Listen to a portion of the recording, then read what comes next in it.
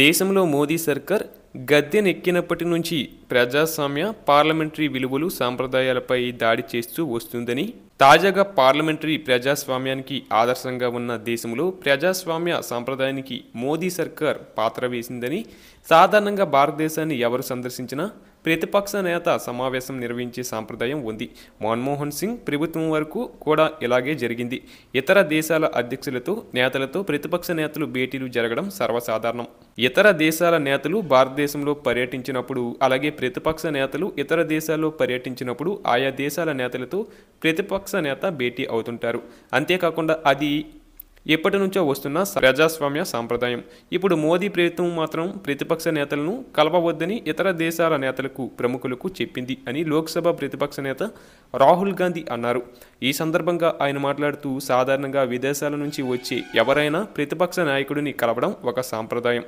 అటల్ బిహారీ వాజ్పేయి, మన్మోహన్ సింగ్ ప్రభుత్వాల కాలంలో కూడా ఇది జరిగింది. కానీ నేడు విదేశీ ప్రముఖులు లేదా నేను విదేశాలకు వెళ్ళినప్పుడు ప్రతిపక్ష నాయకుడిని కలవవద్దని ప్రభుత్వం వారికి సలహా ఇస్తుంది. ఈ విషయాన్ని మాకు ఆయా దేశాల నేతలే చెప్పారు అని విమర్శించారు. మాకు అందరితో సంబంధాలు ఉన్నాయి. ప్రతిపక్ష నాయకులు భిన్నమైన దృక్పథాన్ని కలిగి ఉంటారు. ఇది కేవలం ప్రభుత్వం మాత్రమే కాదు, ప్రతిపక్షం బయట నుంచి వచ్చేవారిని కలవాలని ప్రభుత్వం కోరుకోవడం లేదు.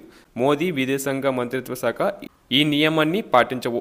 ఇది వారి అభద్రత అని మండిపడ్డారు. ఇక రాహుల్ గాంధీ ఆరోపణలపై కాంగ్రెస్ నేత శశిధర్ స్పందిస్తూ, ప్రతిపక్ష నేత తన అభిప్రాయాన్ని స్పష్టం చేశారు.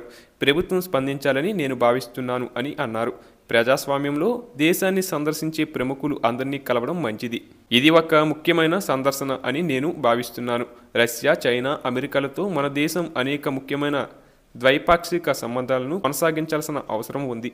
నిబంధనలను నిర్ణయించడానికి మనకు సార్వభౌమ స్వయం ప్రతిపత్తి ఉండాలి. ఆ స్ఫూర్తితో మనం రష్యా, యుఎస్, చైనాతో వేర్వేరు సమయాల్లో మంచి సంబంధాలను కొనసాగించగలమని, భిన్నమైన ప్రాధాన్యతను కలిగి ఉన్నామని నేను నమ్ముతున్నాను. ప్రతిపక్ష నేత తన అభిప్రాయంపై ప్రభుత్వం స్పందించాలని నేను భావిస్తున్నాను అని ఆయన అన్నారు.